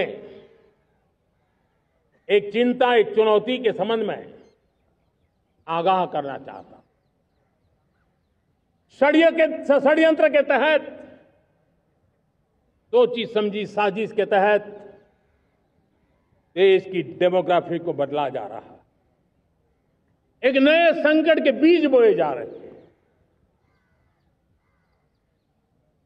और ये घुसपैठिए मेरे देश के नौजवानों की रोजी रोटी छीन रहे हैं। एक घुसपैठिए मेरे देश की बहन बेटियों को निशाना बना रहे हैं। ये बर्दाश्त नहीं होगा। ये घुसपैठिए भोले भाले आदिवासियों को भ्रमित करके उनकी जमीनों पर कब्जा कर रहे हैं। ये देश सहन नहीं करेगा। और इसलिए मेरे प्यारे देशवासियों, जब डेमोग्राफी परिवर्तन होता है, सीमावर्ती क्षेत्रों में डेमोग्राफी में परिवर्तन होता है, तब राष्ट्रीय सुरक्षा के लिए संकट पैदा होता है। देश की एकता, अखंडता और प्रगति के लिए ये संकट पैदा, सामाजिक तनाव के बीज बो देता है। और कोई देश अपना देश घुसपैठियों के हवाले नहीं कर सकता है। दुनिया का कोई देश नहीं कर सकता है, तो हम भारत को कैसे कर सकते हैं? हमारे पूर्वजों ने त्याग और बलिदान से आजादी पाई है, हमें स्वतंत्र भारत दिया है। उन महापुरुषों के प्रति हमारा कर्तव्य है कि हम हमारे देश में ऐसी हरकतों को स्वीकार न करें। उनकी सच्ची श्रद्धांजलि होगी। और इसलिए मैं आज लाल किले की प्राचीर से कहना चाहता हूं, हमने एक हाई पावर्ड डेमोग्राफी मिशन शुरू करने का निर्णय किया है।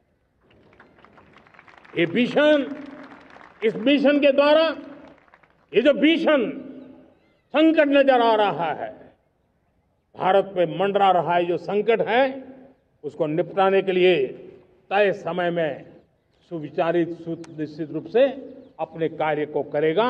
उस दिशा में हम आगे बढ़ रहे हैं। मेरे प्यारे देशवासियों, कल जन्माष्टमी का पावन पर्व है। भगवान श्री कृष्ण का जन्मोत्सव देश में मनाया जाता है। साथियों, जब मुझे भगवान श्री कृष्ण याद आते हैं तो हम देख रहे हैं कि पूरे विश्व में आज युद्ध के तौर तरीके बदल रहे हैं। हमने देखा है कि भारत युद्ध के हर नए तौर तरीकों को निपटने में समृद्ध है। हमने ऑपरेशन सिंदूर में दिखा दिया है। टेक्नोलॉजी में जो भी महारत थी, पाकिस्तान ने हमारे सैन्य ठिकानों पर, हमारे एयरबेस पर, हमारे संवेदनशील स्थानों पर, हमारे आस्था के केंद्रों पर, हमारे नागरिकों पर मिसाइल्स, ड्रोन अनगिनत मात्रा में उन्होंने वार किया। देश ने देखा है, लेकिन देश को सुरक्षित रखने के जो प्रयास पिछले 10 साल में हुए हैं, उस ताकत का परिणाम था कि उनके हर हमले को हमारे जाबाजों ने और हमारी टेक्नोलॉजी ने तिनके की तरह बिखेर दी।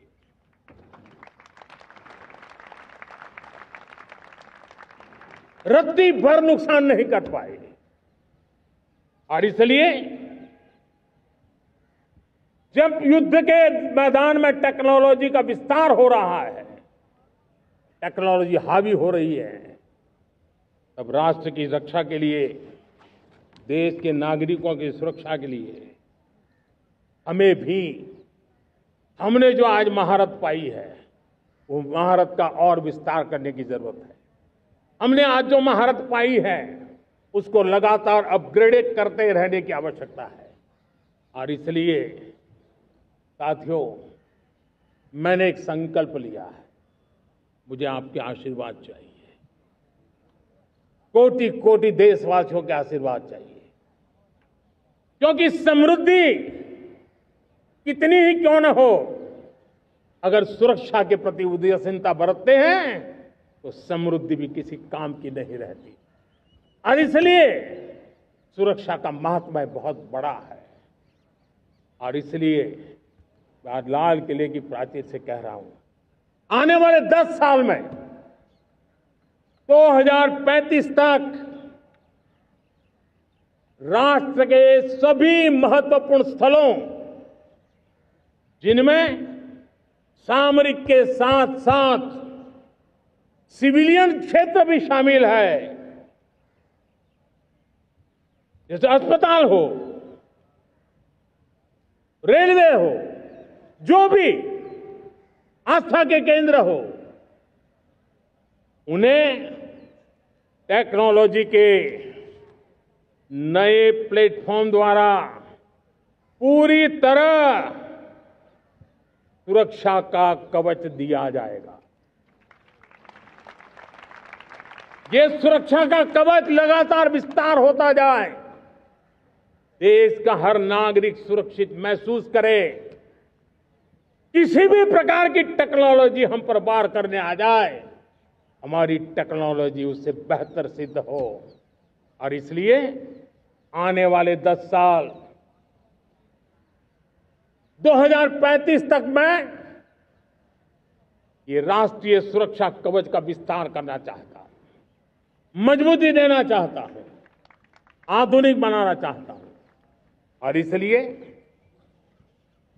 भगवान श्री कृष्ण से प्रेरणा पाकर के हमने श्री कृष्ण का जो सुदर्शन चक्र था, उस सुदर्शन चक्र की राह को चुना है। आप में से बहुत लोगों को याद होगा, जब महाभारत की लड़ाई चल रही थी,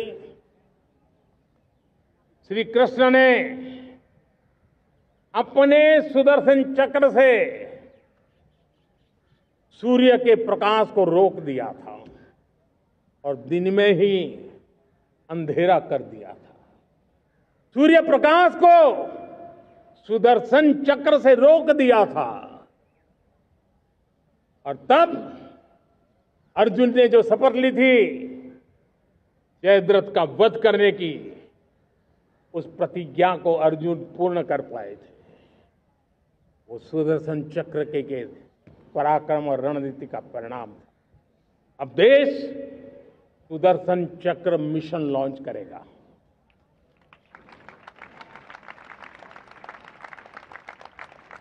ये मिशन सुदर्शन चक्र एक पावरफुल वेपन सिस्टम दुश्मन के हमले को न्यूट्रलाइज तो करेगा ही करेगा, लेकिन कई गुना ज्यादा दुश्मन पर हिट बैक करेगा।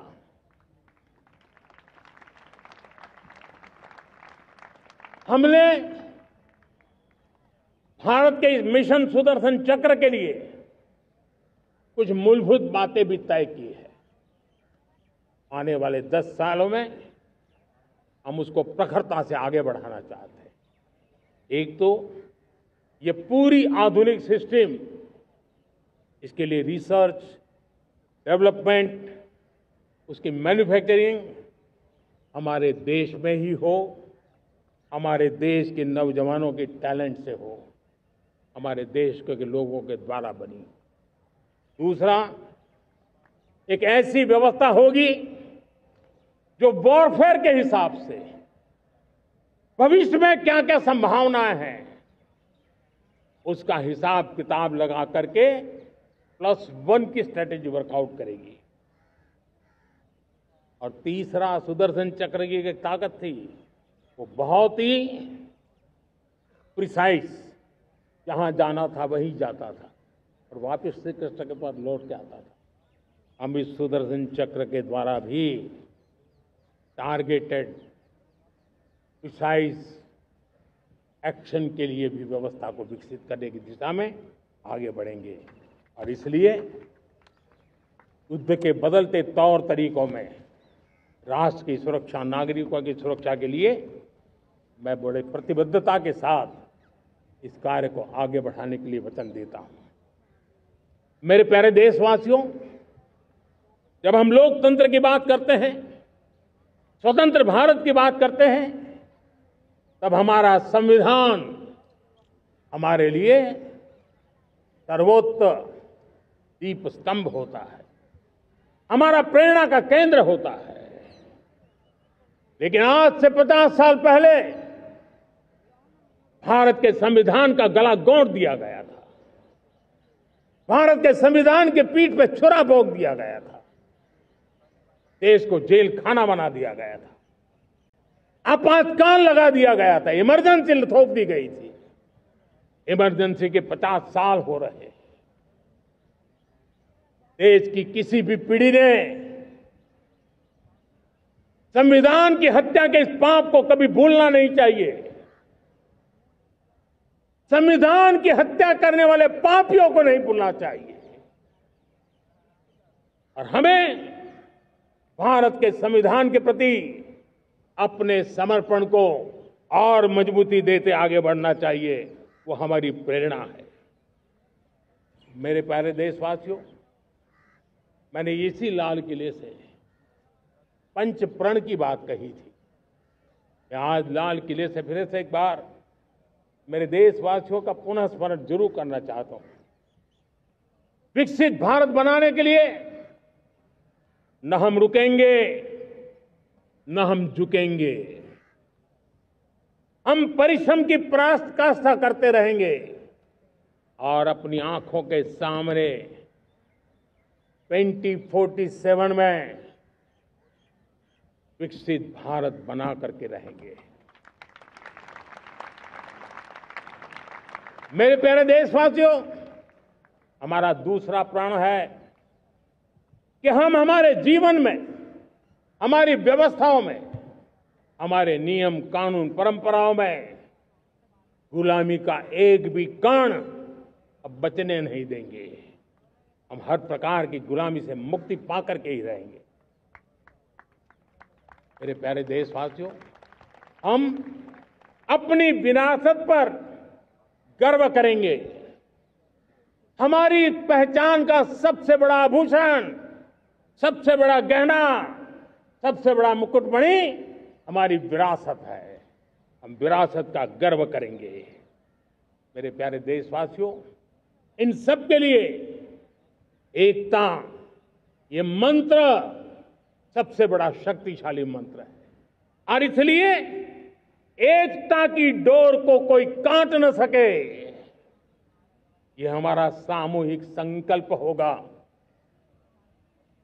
मेरे प्यारे देशवासियों, मां भारती के प्रति कर्तव्य निभाना ये पूजा से कम नहीं है, तपस्या से कम नहीं है, आराधना से कम नहीं है। और उसी भाव से हम सब मातृभूमि के कल्याण के लिए परिश्रम की पराकाष्ठा करते हुए 2047 विकसित भारत के लक्ष्य को पार करने के लिए अपने आप को खपा देंगे, अपने आप को झोंक देंगे। जो भी सामर्थ्य है, कोई भी अवसर को छोड़ेंगे नहीं। इतना ही नहीं, नए अवसरों को निर्माण करेंगे और निर्मित करने के बाद हम 140 करोड़ देशवासियों के सामर्थ्य से आगे बढ़ते ही रहेंगे, बढ़ते ही रहेंगे, बढ़ते ही रहेंगे। मेरे प्यारे देशवासियों, हमें याद रखना है, 140 करोड़ देशवासियों को याद रखना है, परिश्रम में जो तपा है, परिश्रम में जो तपा है, उसने ही तो इतिहास रचा है। परिश्रम में जो तपा है, उसने ही तो इतिहास रचा है। जिसने फौलादी चट्टानों को तोड़ा है, जिसने फौलादी चट्टानों को तोड़ा है, उसने ही समय को मोड़ा है। जिसने फौलादी चट्टानों को तोड़ा है, उसने ही समय को मोड़ा है। और समय को मोड़ देने का भी, समय को मोड़ देने का भी यही समय है, सही समय है। मेरे प्यारे देशवासियों, एक बार फिर आप सबको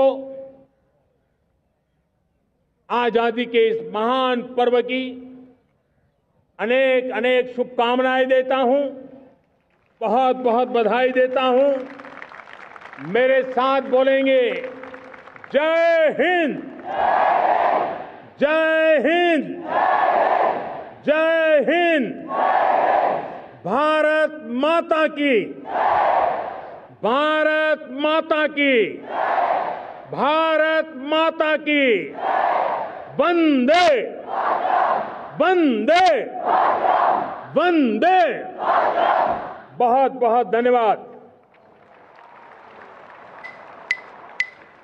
जनगण मन अधिनायक जय हे भारत भाग्य विधाता। पंजाब सिंध गुजरात मराठा द्राविड़ उत्कल बंग। विंध्य हिमाचल यमुना गंगा उच्छल जगति तरंगा।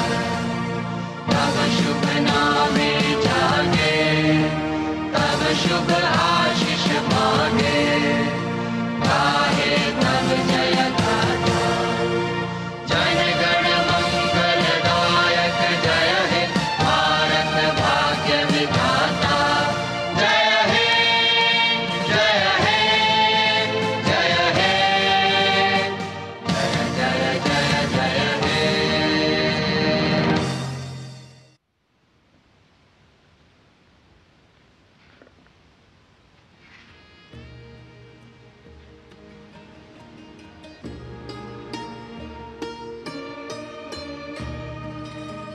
Prime Minister Narendra Modi, concluding another very well-received and successful Independence Day address from the ramparts of Red Fort.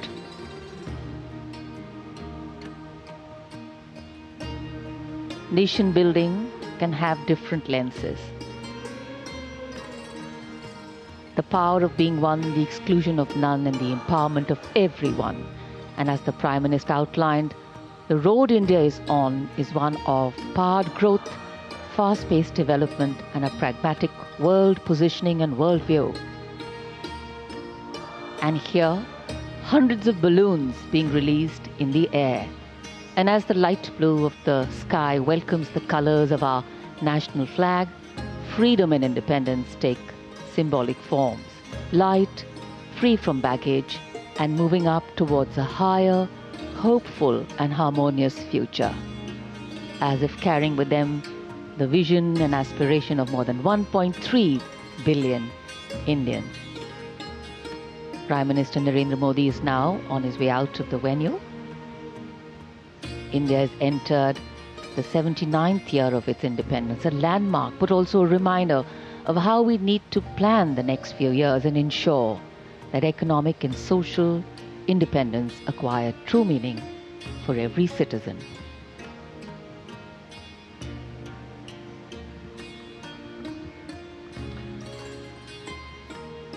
प्रधानमंत्री नरेंद्र मोदी अपने संबोधन के पश्चात लाल किले की प्राचीर से